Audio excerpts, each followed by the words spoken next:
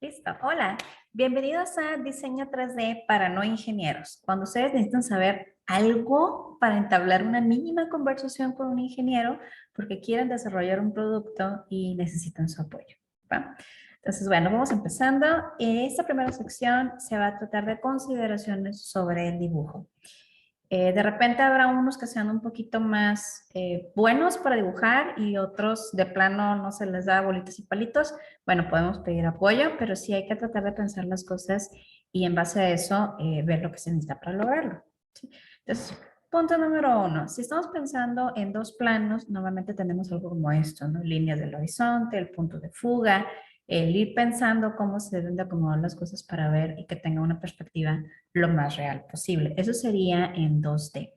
Ahora, en 3D las cosas se complican un poquito porque nosotros estamos teniendo tres planos y a lo mejor, al menos en mi experiencia, podemos pensar muy fácilmente en 3D, pero a la hora que uno le pica a la computadora, no está tan fácil. Honestamente, no está tan fácil. Te puedes equivocar muy fácilmente. Pero bueno, vamos empezando para ver las cosas básicas que tenemos que considerar. Entonces les decía, tenemos que pensar en tres planos distintos o incluso caras distintas. Tenemos 6 caras de un cubo. Bueno, imaginando que nosotros queremos hacer una figura como esta, similar a un cubo, si se fijan, tiene colores distintos porque cada parte, si de esos 6 lados del cubo le diera una luz de un color, de uno le daría azul, de otro le daría naranja, rojo, etcétera. Y bueno, conforme fuera cambiando, a lo mejor en los diferentes niveles, pusimos un color. Esto con la idea de, no es verdad, obviamente, pero con la idea de facilitarles el cómo se deben de pensar las cosas. Bueno, si nosotros imaginamos este cubo con los diferentes colores de las diferentes luces y tenemos que pensar en que se debe de poder mover sin ningún fácil, vamos a decir que nosotros vamos a poner el origen justo en el centro de nuestro cubo. ¿Sí? Entonces, a partir de ahí se empieza a hacer el dibujo para un lado, para el otro, etcétera. Y bueno, vayan imaginando por favor en su cabeza cómo deberían de formarse las cosas. Ese es el ejercicio que vamos a hacer. Tenemos un vaso de esos de para poner cepillos de dientes. Tenemos un vaso, realmente no tiene mucho diseño, no está genial. Pero bueno, así es como se ve de frente. Bueno, para tomar la foto que lo veo, pero así es como se ve de frente. Y así es como se ve de arriba y se ve en un ángulo, pues, ¿qué será? No sé cuántos grados será. Será así chuequito. Un buen diseñador te debe de dar en el mínimo de caras posibles. Cada lado de este cubo son las caras, ¿sí? Entonces, en el mínimo posible te debe de poder dar la perspectiva completa del objeto que está diseñando.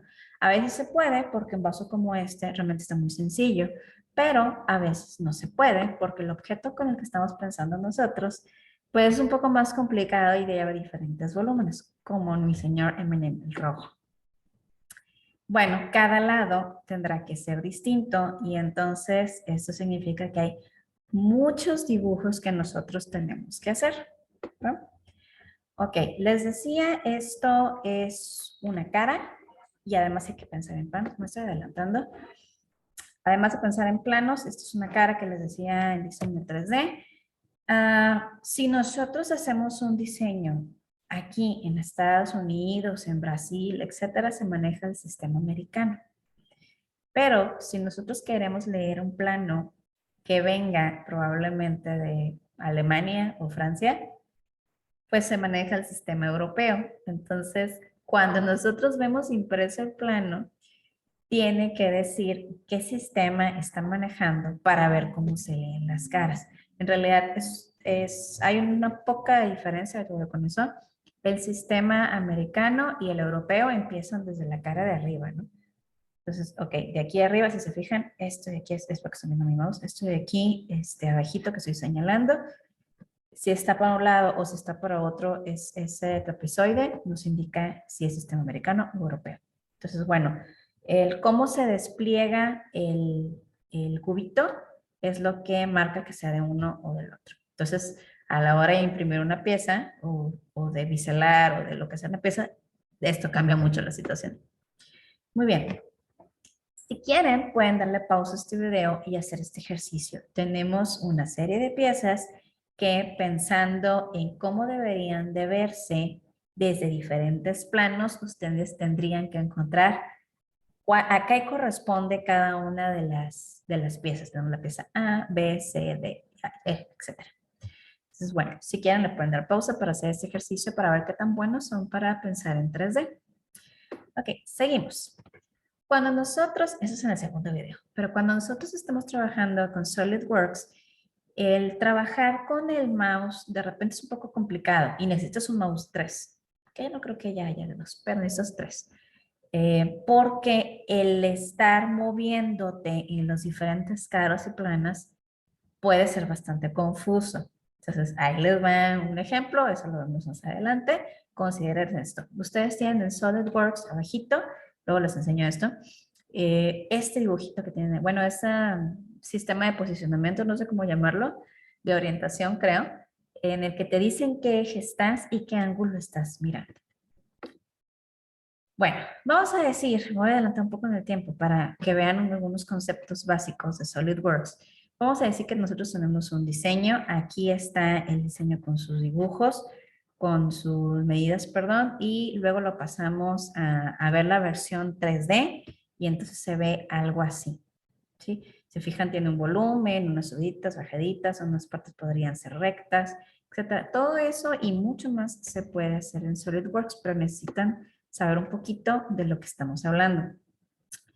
Una cosa con la que yo me pierdo a cada rato es el eje de referencia. Soy buena para imaginarlo en 3D, pero no soy buena para aplicarlo en 3D.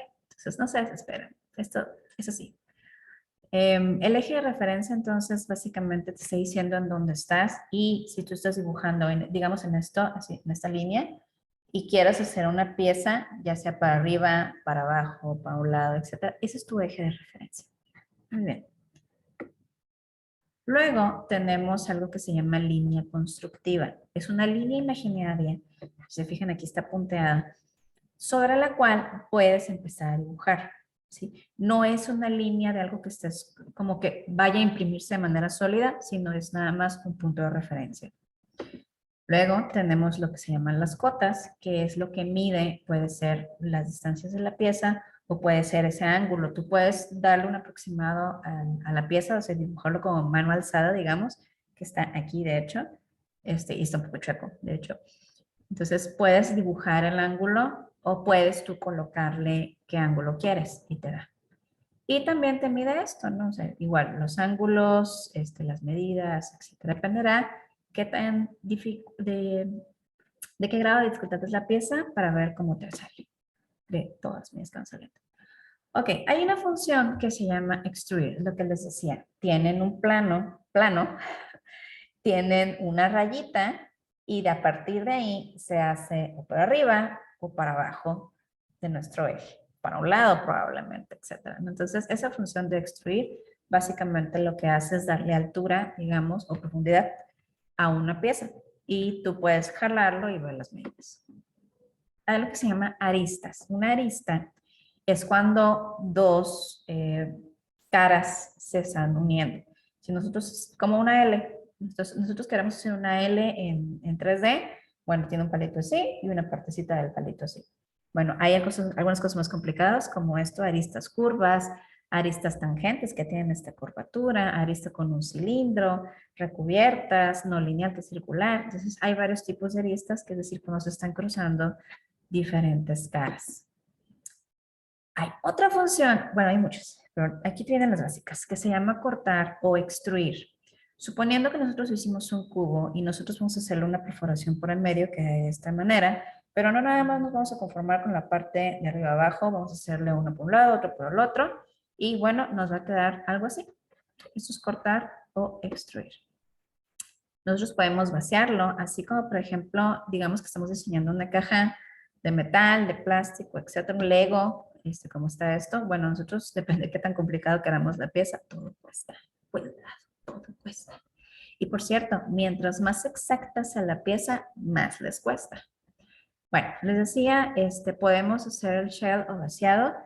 Tenemos esta pieza por aquí, podemos hacerle un vaciado muy específico. Esta pieza que es más sencilla, podemos hacerle un vaciado, puede ser más o menos profundo, puede ser, tú calculas el grosor y todo lo demás, ¿no? Y es todo por este video. Nos vemos en el siguiente.